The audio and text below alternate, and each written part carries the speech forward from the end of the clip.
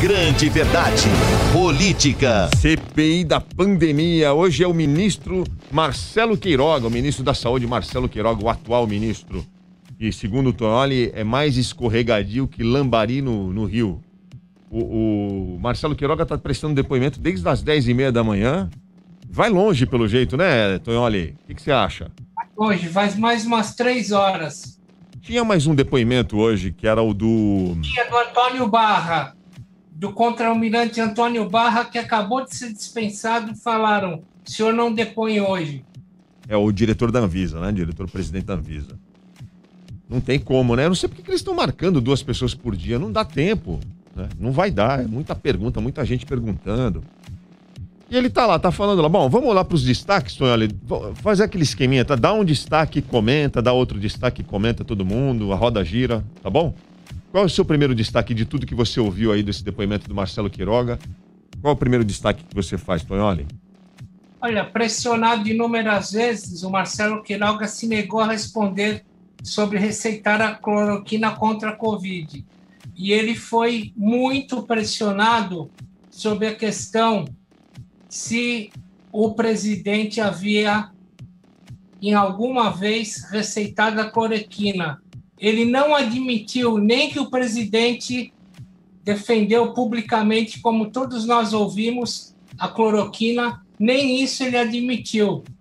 E ele me lembrou muito do personagem Rolando Lero, porque ele não deu nenhuma resposta objetiva e, da mesma forma que ontem o Tais se negou a dizer que era um erro ou um crime você receitar cloroquina, Marcelo Queiroga hoje respondeu que era uma questão técnica a opinião do presidente e ele não opina sobre questões técnicas. Me lembrou muito aquele livro Eichmann em Jerusalém, da Hannah Arendt, quando o carrasco nazista é jogado em Jerusalém e perguntam para ele como era a questão judaica, a questão do extermínio dos judeus.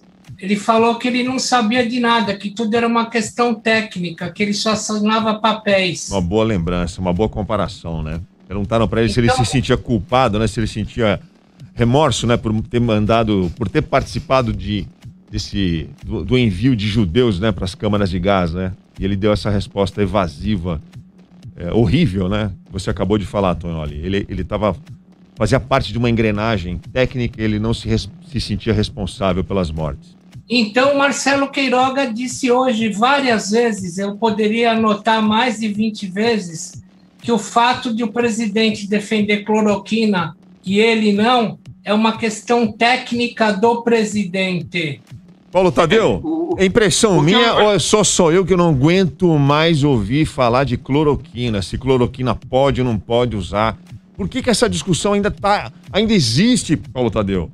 Então, isso é importante a gente frisar, que assim, a questão da cloroquina, todo mundo sabe o que o Bolsonaro pensa, as declarações que ele deu, estão querendo corroborar isso com algum detalhe mais técnico do Ministério da Saúde, porém, para mim, é muito claro que a posição do presidente, então acho que não precisa ficar pressionando ministros da forma como tem sido feito, porque as provas nós já temos, os depoimentos, o Bolsonaro com a cloroquina, mostrando a cloroquina para a EMA, enfim.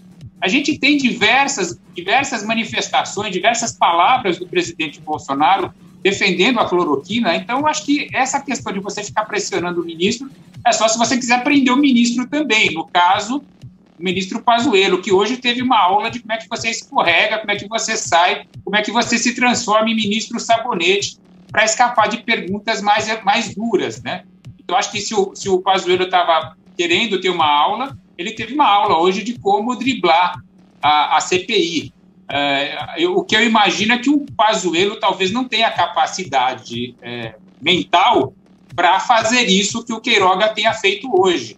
Por isso, ele não foi depor ontem, ele inventou com muita certeza aquela dor de barriga que ele teve, né, que virou um contato com pessoas infectadas, né, mas que, na verdade, ali foi um problema intestinal, na verdade, que ele teve, para fugir, então, das perguntas mais duras, como a que o Marcelo Queiroga enfrentou hoje, né? O Marcelo Queiroga tentou proteger o seu cargo, né? Porque ele não quis entrar em controvérsia, não quis entregar o presidente, não quis falar nada que comprometesse o presidente.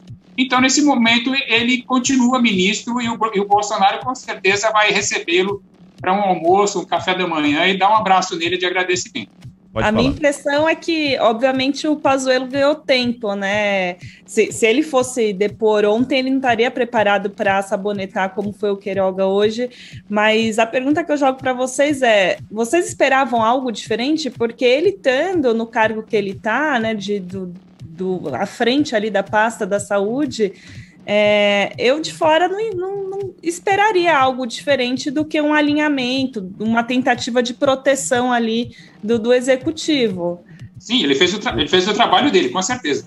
O que os senadores estão tentando fazer é arrancar declarações que possam levar à comprovação de crimes, né? Crimes, é isso que está tentando fazer. Veja bem, Altem Mazei, que país a gente vive.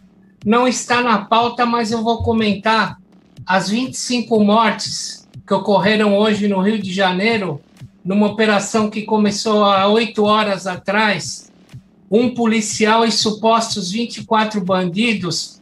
Essa operação estava vetada pelo Supremo Tribunal Federal, que proibiu por operações policiais ostensivas durante a pandemia. Se a polícia do Rio de Janeiro não respeita o STF, você acha que um ministro da Saúde vai respeitar qualquer petição de uma CPI? Nós vivemos no país do descalabro. Seria uma inocência esperar que esse senhor respondesse alguma coisa que fosse servir para a CPI, porque aqui nem tira respeita a toga. Ele foi pressionado várias vezes, mas teve um momento aqui, a gente tem aí o vídeo do senador Rogério Carvalho. Coloca o vídeo 2 dele, vamos exibir só o segundo vídeo dele, por favor, Leandro. Ele cita a revista Nature, um documento da Universidade de Harvard. Vamos ver como é que foi esse momento. A segunda questão, a Nature... Revista científica. É prestigiada? É uma instituição de prestígio no mundo? Não preciso responder. Todos sabem que é. E ela diz, nas conclusões do estudo, conclui-se que o tratamento com hidroxicloroquina está associado ao aumento da mortalidade em pacientes com a Covid-19 e não há benefício da cloroquina. Não precisa aqui ninguém perguntar se a Nature tem credibilidade ou não tem. Ela tem credibilidade universal. Está aqui Harvard, estudo de Harvard. Está aqui a Cochrane. Então, nós não precisamos discutir essa questão. Para mim, isso está dado. E mais, tem uma coisa mais grave. A recomendação sem ter passado pela Conitec, descumprindo a lei, por livre vontade do presidente da República, que mandou usar. Mandou usar.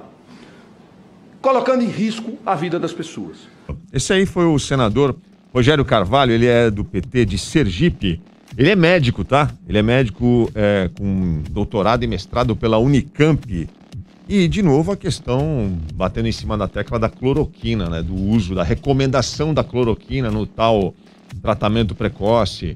Como o Tonholi acabou de explicar, o ministro Marcelo Queiroga foi pressionado inúmeras vezes para fazer uma afirmação no sentido, olha, eu condeno ou eu aprovo, e ele foi extremamente evasivo nas respostas, fez de tudo, suou, né? Ele suou ali para não dar uma resposta mais assertiva, não é, Tonholi? Olha, na resposta a essa pergunta, o que é a Conitec? Conitec é um órgão técnico composto de 10 funcionários públicos e um da iniciativa privada, que é um órgão técnico do Ministério da Saúde que adota procedimentos para os medicamentos. O ministro Marcelo Queiroga respondeu que a Conitec ainda vai fazer um estudo sobre a referida medicação. Ele não usou cloroquina, ele falou a referida medicação. Então, ele saiu pela tangente dizendo que ele chegou agora e que no mandarinato dele não deu tempo para a Conitec fazer uma análise da cloroquina, mas ele não cita o vocábulo cloroquina em nenhum momento. Ele não fala a palavra cloroquina nos seus depoimentos, em nenhum momento. Não quer entrar em choque com o chefe dele, que defende a cloroquina, que todo mundo sabe da posição assumidamente do presidente Bolsonaro, e não vai entrar em choque, é isso. Existem declarações do doutor Marcelo Queiroga, enquanto médico, antes de ser ministro da Saúde, em que ele condenou, sim, a cloroquina. Ele é cardiologista, ele sabe dos riscos de se receitar cloroquina inadvertidamente. Então, e sabe também que não há eficácia comprovada contra a Covid. Gente, olha só, eu não sou médico, eu não sou cientista, mas nós aqui nesse programa fizemos questão de fazer um levantamento das maiores autoridades médicas, científicas da área da saúde, já passaram por esse programa. Em todas as entrevistas nós repetimos essa pergunta. E aí, a cloroquina? E o tratamento precoce? E a ivermectina? Todos os entrevistados que por aqui passaram, e olha, eu não estou falando de qualquer um, me ajudem meus colegas a lembrar aí. O Dr. Gonzalo Vencina, o criador da Anvisa, o fundador da Anvisa, passou por aqui. Dr. Márcio Bittencourt, médico aqui de São Paulo, consagrado, conhecido. O nosso amigo que está quase toda semana com a gente, o professor Luiz Carlos Dias, da Unicamp, estudou em Harvard. Um monte de gente já passou. O doutor Arnaldo Lichtenstein, diretor do Hospital das Clínicas. Para todos nós fizemos essas perguntas. E aí, e a cloroquina? E foram unânimes. Não serve, não é para combater Covid, não serve como tratamento para Covid.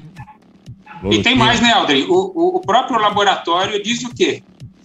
O laboratório que fabrica os medicamentos diz o quê? A ivermectina. Exato, fala o quê? Fala que não serve. Então, se a gente falasse aqui que o nosso programa não serve, o ouvinte não ia ficar ouvindo a gente. Se você fosse ao supermercado, fosse comprar um determinado produto, falando que não serve, que o produto não serve para uma determinada coisa, você não vai comprar. Então, não tem sentido o presidente defender um medicamento que o próprio laboratório, que teria todo o interesse de vender e de acabar com a pandemia mundial, ou acabar pelo menos com os riscos de morte das pessoas, ele seria o primeiro a falar que o produto dele serve para alguma coisa. Mas o próprio laboratório não diz isso, fala justamente o contrário, que não serve. Então, assim, a gente já falou isso aqui, né? Nós fomos os primeiros a falar, outros. Eu acho que isso é um ponto dado, né? Na CPI, acho que não estão nem mais questionando se é algo que é comprovado ou não, né? O uso da cloroquina, porque já está dado que não é comprovado, pelo contrário, faz mal, né? E não é a gente falando, ou um médico, ou dois médicos, são diversos estudos. Há um consenso mundial na comunidade científica, na comunidade médica. Pois é, então, eu ouvi, enfim, analistas falando que, naturalmente, a gente está no momento em que toda a comunidade científica se voltou para descobrir alguma cura, alguma vacina, né, para essa doença tão terrível. E aí, obviamente, se testou vários medicamentos, teve algum dado ou outro ali que incluiu a cloroquina nos estudos, mas que quando você vê, assim, o resultado final, né, a maioria dos estudos aponta que não, né, pelo contrário, aponta que faz mal. Agora, o ponto ali da CPI, eu acho que não é nem... Eles estão batendo muito no uso da cloroquina, porque os depoimentos anteriores, principalmente do Mandetta, já deram um direcional bem claro para onde que a CPI pode ir, né? Porque além do público, além do que a gente já conhece, do que foi dito em diversas lives, em diversos depoimentos ali do Bolsonaro, o que eles querem descobrir é uma prova real de que houve algum tipo de incentivo à cloroquina, e o Mandetta ali no seu depoimento, quando falou que chegou em uma reunião e tinha ali uma tentativa de se alterar ali a bula, né, da cloroquina, indicando o remédio como um medicamento para uso contra o Covid, deixou uma linha bem clara para onde que o Congresso pode ir para investigar isso, enfim, e entender se realmente teve essa tese de imunidade de rebanho, de tentar levar as pessoas às ruas com essa ideia falsa de que a cloroquina estaria protegendo elas, né, contra esse vírus, enfim. E o Congresso está no seu papel ali de pressionar os ministros, mas o que eu não esperaria é que o ministro que está na posição atual, né, de ministro da Saúde hoje, ao lado do presidente, enfim, em um momento em que a gente ainda está vivendo acima de 2.000, às vezes 3.000 mortes diárias, dá algum depoimento que, enfim, fosse contra o próprio cargo dele. Como se perguntava o filósofo Nietzsche, como algo pode nascer de seu contrário? Hoje nós tivemos um exemplo claro que algo pode nascer de seu contrário. O ministro Marcelo Queiroga falou tanto em Conitec que, ao ele terminar essa fase da fala dele, a CPI expediu 3 solicitações para a Conitec e depor. Conclusão, dançou. Tem que ir. Dançou. É um absurdo, né, Tom? Olha, a gente está discutindo um negócio, eu estou falando com vocês aqui, como eu sempre fico acompanhando aqui os comentários dos ouvintes pelas redes sociais, pelo canal do YouTube, no Facebook, e sempre tem a galera que é o contrário ao que a gente está falando. Então, eu acabei de dar uma lista aqui de autoridades médicas que passaram pelo programa, as entrevistas estão disponíveis no nosso canal no YouTube, youtube.com/grandeverdade. Você vai lá, confere o depoimento dessas autoridades. Mas sempre tem aquela galerinha que entra aqui e fala assim, vocês não sabem o que estão falando, porcaria esses entrevistados que vocês levaram, tentando desqualificar a qualidade de quem veio aqui dar o seu depoimento com propriedade. E aí, eu queria fazer uma pergunta, para essas pessoas que estão duvidando, queria que vocês passem pra gente aqui nas redes sociais, alguma notícia de algum país do mundo, qualquer país do mundo que ainda esteja discutindo o uso ou não da cloroquina. Existe? Eu desafio vocês a encontrarem qual país do mundo, neste momento, maio de 2021, ainda discute se cloroquina deve ou não ser usada no combate à Covid-19. Nós estamos sozinhos nesse debate. A definição de pária nunca coube tão bem ao Brasil como nessa questão. É o único país do mundo que ainda discute usar cloroquina para combater Covid. Por que nós estamos tão atrasados nesse debate mundial? Essa é a pergunta que eu faço a você, ouvinte, que está insistindo nessa história e chamando a gente de descolados da realidade, como eu acabei de ler aqui agora. Desculpa, fala aí, Yolanda. Oi, fala, Paulo. Quando eu trabalhava no Estadão, tinha um colunista lá no jornal, o José Paulo Kupfer, que tinha uma frase bem brilhante para essa situação, né, de uso indevido dos dados, que é você não pode torturar os dados. E acho que essa tese da cloroquina, enfim, esse imaginário, né, de que poderia ser a cura, enfim, né, poderia ser usado aí na prevenção, foi criado com base em dados distorcidos. Agora, essa pergunta do por que a gente ainda está discutindo isso a essa altura do campeonato, acho que ninguém tem a resposta, talvez só o executivo mesmo. Fala, Paulo. Eu acho que aqui a questão é que as pessoas acham, como o Bolsonaro tem o nome Messias no meio do nome dele, as pessoas ficam achando que o Bolsonaro é o novo Messias. Então, acho que eles estão esperando que o Bolsonaro transforme a cloroquina no grande salvador mundial. Só pode ser isso, gente. Nosso digníssimo presidente tem culpa nisso, mas não vamos esquecer que há uma grande parcela dos veículos de comunicação que, infelizmente, embarcaram nessa jornada cruel de difundir desinformação de forma deliberada, né, cara? É cruel isso. E permanece insistindo nessa narrativa, alimentando redes de WhatsApp. Por isso, outro dia, Aldrin, você me perguntou se eu achava que ia chegar no Ministério da Economia, se em algum momento iam chamar, né, o Paulo Guedes para depor, ou alguém ali da equipe dele. Eu continuo achando que sim, porque eu acho que tudo faz parte de uma narrativa maior, que é por que, né, incentivar o uso da cloroquina? É para matar a população? Eu acredito que não. Talvez seja numa medida de criar um imaginário para a população se sentir mais segura e voltar às ruas, para voltar a trabalhar, etc, etc. Então, criar essa imunidade de rebanho, que é o que eles estão tentando investigar, né? Enfim, no fundo, né, tem a ver também com a economia, porque desde o início, né, da crise se falou, putz, a gente vai viver um desemprego alto, a gente tem um país muito desigual, as pessoas precisam ir para as ruas para trabalhar, então eu acho que em algum momento a CPI vai acabar batendo ali na porta do Ministério da Economia para entender qual que foi a pressão, né, em torno dessa ida às ruas, enfim, se realmente existia essa tese por trás. Mas eu acredito que do lado do Ministério da Economia vai ser meio sabonetada, no estilo aí do Queiroga hoje. Bom, para você ver o nível, tem uma rádio que defende a cloroquina, e quando surgiu o Aldrin Mazei, aquele boato que o Biden iria mandar uma força invadir o Brasil, um comentarista dessa rádio, defensor da cloroquina, disse assim, o Biden que se cuide, porque eu conheço bem o pelotão de soldados montanhistas de Minas Gerais. Putz.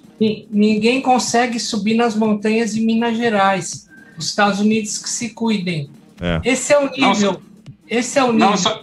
Não só nas montanhas, como citou também a questão do Vietnã, né? Que os Estados Unidos perderam a guerra por causa das florestas lá do Vietnã, e que nós tínhamos aqui a floresta amazônica, enfim. Então a gente está garantido. E esse exército é comandado pelo Pazuello, né? O Pazuello, o general. O general Arregão. Me mandaram aqui que ele não é mais general da ativa. Depois que ele refugou da CPI, agora ele é general da Activia. Bom, o Marcelo Queiroga, o doutor Marcelo Queiroga, não conseguiu dizer na CPI, diante das câmeras, que cloroquina não serve para combater a Covid. Ele usou de subterfúgios, deu respostas evasivas. Uma vergonha. Para vocês verem como a política falou mais forte aí sobre o médico, né? Que, como a gente sabe, fez o juramento de Hipócrates, mas pelo jeito esqueceu. Agora, ele não conseguiu falar da cloroquina, Tonholi, mas parece que ele concordou com as medidas de isolamento, né? Concordou com as medidas. Foi pressionado, ele acabou falando que, ok. O que ele falou? Não, ele falou que concorda com as medidas de isolamento sendo decididas, adotadas por cada estado e município. Opa! E ele disse que ele discorda de um lockdown nacional. Isso é diferente do que o Bolsonaro prega. Então, absolutamente diferente. Então, quando uma cidade ou um estado decide adotar medidas de restrição de movimento, de isolamento, o nosso ministro da Saúde concorda com essa decisão, com essa atitude. Ok. Pelo menos isso. O que mais que você destaca do depoimento do Queiroga hoje na CPI, Tonholi? O ministro admitiu que o governo comprou apenas metade das doses de vacinas divulgadas pelo governo. Isso ele foi muito claro. Essa história também, né? O governo está falando tanto que tem 200 milhões de doses aí e elas nunca aparecem, né? O fato é que a gente está com... Acho que hoje parece que são 12 capitais, né? Que estão com a vacinação suspensa. Enquanto não tiver vacina, não adianta. Você não vai conseguir acelerar esse plano de vacinação e vamos ficar na dependência do que vai chegar. Torcer para que não tenha nenhuma falha na fabricação, né? Porque isso também compromete ainda mais. A gente já viu recentemente falhas nas entregas dos lotes, porque problema de fabricação. Agora, é importante, pelo menos, ele falar o básico, né? Quer dizer, ele defender as medidas de isolamento. Então, o Supremo Tribunal Federal está correto ao determinar, ao dar essa autonomia para que estados, para que governadores e prefeitos decretem, então, essas medidas de isolamento, né? Como está sendo feito, ao contrário do que prega o presidente Bolsonaro, que defende que todo mundo vá para a rua e que se dane, que você que se contamine e seja o que Deus quiser, porque, como disse o outro ministro, se o presidente Bolsonaro sair às ruas sem máscara, problema de quem estiver perto dele que tem que se proteger. Ele disse também que ele é contra a quebra de patentes. Ah, ele é contra? Justamente um dia depois dos Estados Unidos anunciar que vai apoiar mundialmente a quebra de patentes. Ele acha que a quebra de patentes vai prejudicar o mercado brasileiro, como se existisse mercado brasileiro. Desculpa, a gente vive de IFA, que chega da China, e eles vêm me falar em mercado brasileiro. É, piada, né? Mas você já tem alguma opinião formada a respeito, Tonali? Você acha que é um ponto positivo a ideia de que se quebrar as patentes das vacinas? Eu acho que é um ponto positivo, porque quebrando a patente, você tendo aqui no Brasil, que chegou a ser a maior referência na vacinação no mundo, começando no governo Médici com a meningite, eu acho que nós nos apropriaríamos de um material interessante. É como a quebra de copyright. Se você não tivesse a quebra de copyright, criado o copyleft, você não teria o rap e o hip hop, que são feitos com citações de obras dos outros. Então, a quebra de patentes, na verdade, é a transformação do copyright em copyleft. Todo mundo tem acesso e cria o seu. E o que é o mundo da internet se não é cada um quebrar o código de acesso e criar o seu? O mundo é isso. O mundo virou uma grande quebra de patentes. A copyright virou copyleft. E eu acho que é acelerar essa guerra, né? Porque em certos momentos parece que até a gente está numa guerra, enfim, contra a direita ou contra a esquerda, e não é isso. A guerra, gente, é contra o vírus. A gente já teve convidados aqui no programa, e, enfim, aí, Aldrin, você pode me relembrar até, mas eu lembro muito especificamente do professor da Unicamp, que falava, quanto mais tempo a gente demora para ter uma vacinação em massa, que vacine aí 70%, 80% da população, aumenta a chance da gente desenvolver uma cepa, enfim, que essas vacinas que a gente já desenvolveu, às vezes nem se tornem nem tão efetivas, né, contra essas variações, enfim. Então, eu acho que quebrando a patente a gente acelera, enfim, esse combate que, enfim, é o que a gente está precisando, gente. É só a vacinação que vai salvar a gente. A minha única dúvida em relação à quebra de patente é em relação à capacidade de produção dos países, tá? Dos laboratórios do mundo inteiro. Então, essa é a minha única dúvida. Assim, você talvez até quebre a patente.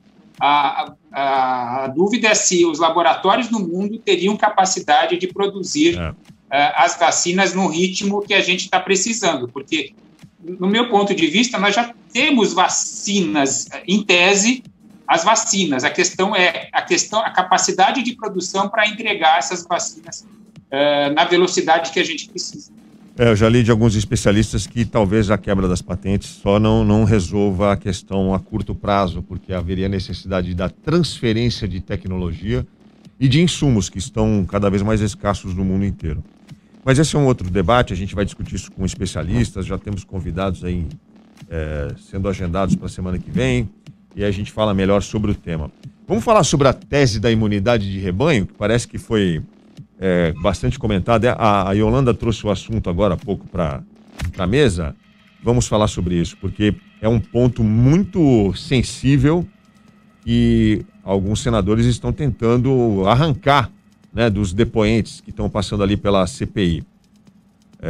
Isso aconteceu com o depoimento do Mandetta, com o do Taish. Eles querem saber se houve deliberadamente por parte do governo a iniciativa de implementar junto à população brasileira essa tese da imunidade de rebanho. O que é a imunidade de rebanho? Deixa todo mundo pegar Covid, quem tiver que morrer vai morrer, quem sobreviver vai ter anticorpos. Olha que legal. Olha a ideia dos caras. Então, dos pontos que estão tentando descobrir é que se houve intencionalmente a tentativa de se implementar isso de alguma forma ao longo dessa pandemia no Brasil. E parece que isso aconteceu especificamente no estado do Amazonas. O vice-governador do estado do Amazonas deu uma entrevista hoje à Folha de São Paulo. Ele afirmou que o atual governador, Wilson Lima, que é alinhado com o presidente Bolsonaro, eles tinham um plano claro de produzir a tal imunidade de rebanho lá no Amazonas. Que é isso que eu falei agora, deixar todo mundo se contaminar e aí cada indivíduo vai produzir o seu seus próprios anticorpos. E em depoimento ao Ministério Público Federal, a secretária do Ministério da Saúde, Maíra Pinheiro, admitiu que organizou sim força-tarefa em Manaus para divulgar o uso da cloroquina contra a Covid-19. Veja, uma funcionária do Ministério da Saúde admitindo que ela recebeu a ordem de organizar uma força-tarefa para ir lá para Manaus divulgar o uso da cloroquina contra a Covid. Segundo ela estava recebendo ordens do ex-ministro Pazuello. Paulo Tadeu, e quem é que deu a ordem para o Pazuello? Eu tô pensando aqui, cara, eu vou te dar algumas opções, assim, pra gente pensar. Quem Papai será? Noel, talvez? O Papa, talvez? Eu não sei. Tô em Quem dúvida. teve essa ideia? É um cara que começa com J e B, não? Talvez? O Messias. Ô Tonholi, isso aí é grave, hein, Tonholi? Isso é grave porque está declarado, né? Declarado numa assentada no Ministério Público Federal. Não é brincadeira. É o que a gente vinha falando antes. Fora esses depoimentos chatinhos que a gente vê na CPI, a CPI tem um vasto material que vai chegar dos Ministérios Públicos Federais, o Tribunal de Contas da União. Então, por exemplo, se essa mulher, a Maíra Pinheiro, depois ao Ministério Público Federal, é óbvio que a CPI já requisitou o depoimento dela e certamente vai chamá-la para depor. Então, uma CPI é composta, na verdade, por vários estamentos de órgãos que não fazem parte da CPI, mas que colaboram com depoimentos inúmeros, como é, por exemplo, e sobretudo, o Tribunal de Contas da União. Afinal, foi o Tribunal de Contas da União que disse que o Ministério da Saúde gastou 48 milhões de reais em propaganda e só 800 mil reais eram destinados ao combate à Covid. De 48 milhões, só 800 mil reais. Então, ela tendo falado ao Ministério Público, a Maíra Pinheiro já está dando uma grande contribuição à CPI. Agora é importante, né? Tem que ser convocada, né? Ela e o vice-governador do Amazonas, eles devem ser convocados para a CPI, vocês não acham? Fala, Paulo Tadeu.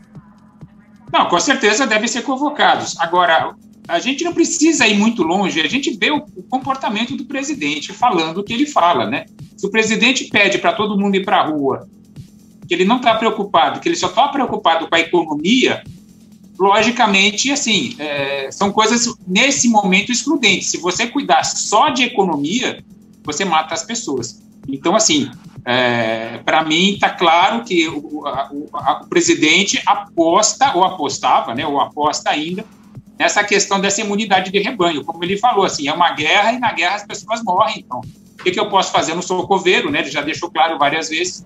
Então, nesse ponto, o presidente nunca esteve preocupado com a situação dos brasileiros, se eles iam morrer ou não, se ia ter hospital ou não. Deixa pegar e aí, seja o que Deus quiser, seleção natural.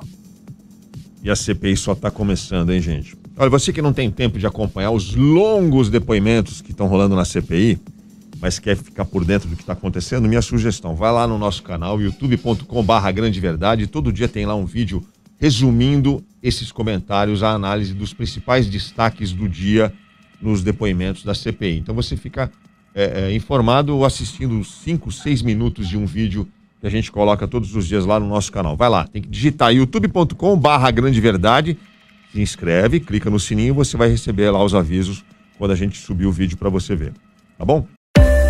A Grande Verdade.